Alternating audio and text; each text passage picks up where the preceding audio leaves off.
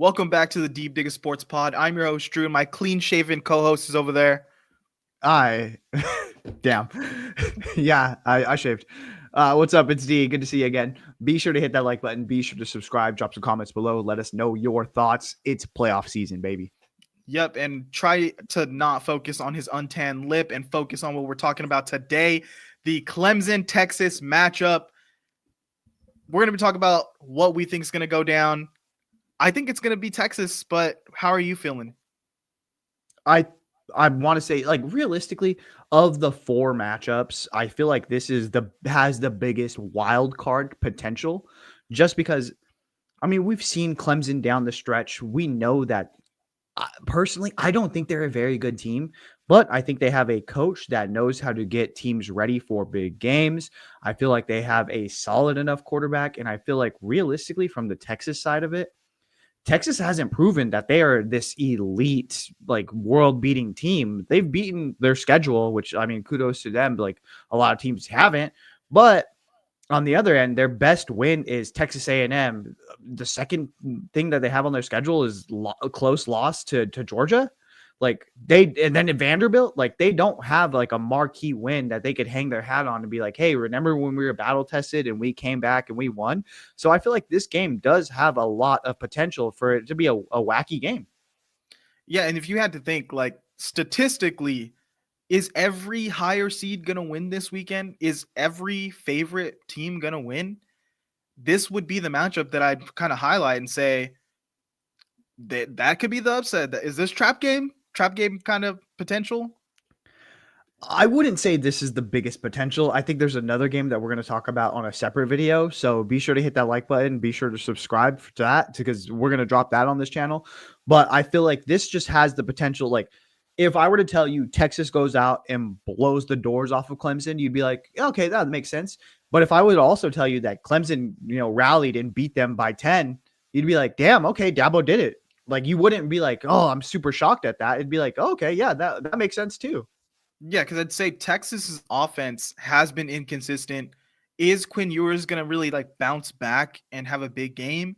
And on the other side, I think Clemson with Klubnik and that offense can put up points on the board.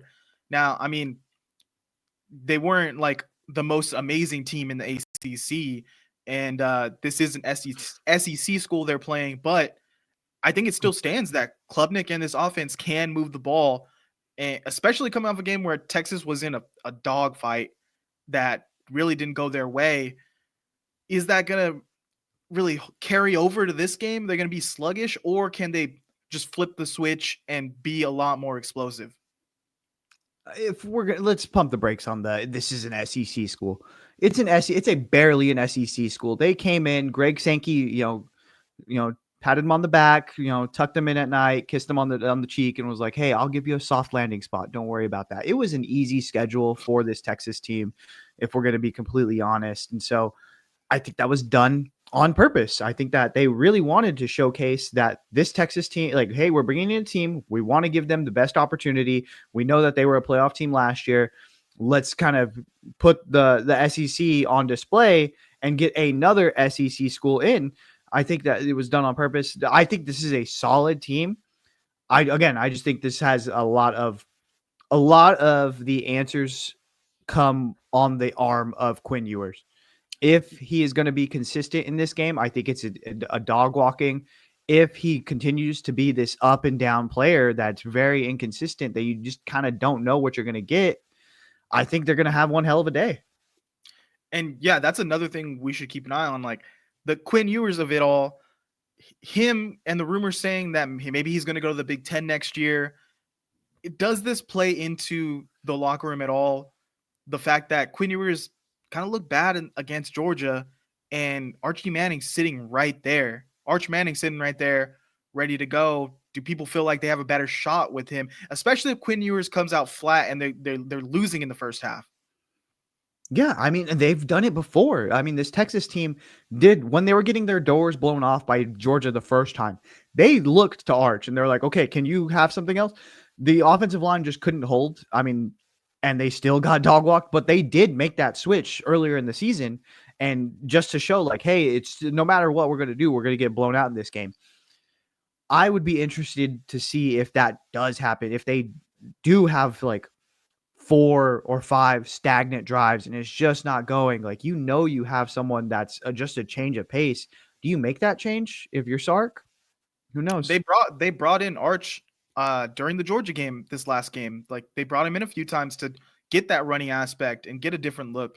So if I was them, I would definitely be working him in to have that little bit more mobile aspect. Maybe not start him, but a few drives. Let him try to see what he can do. Yeah, but I think ultimately it's going to come down to like the trenches again, and I think that this Texas defense, their defensive line is very staunch. If they continue to show what they've shown against this Georgia, like against the Georgias of the world, I think that they'll be fine. I think they end up winning this game, but again, it's just a sneaky spot. Yeah, and then winner of this game goes against Arizona State, which we'll talk about next week. But it's not the craziest path for whoever wins this game. Yeah, I would still give the edge. Again, I'm going to give the edge to Texas. I think Texas wins it. Do I think that they should be a touchdown and a half favorite? No, I don't. I think this should be closer to like 4.5 points. Yeah, I'll go Texas in this. Horns up, unfortunately. We will see. Make sure you guys comment what you think is going to happen. Like and subscribe. We're talking all the other matchups, so go and watch those videos. All right, later.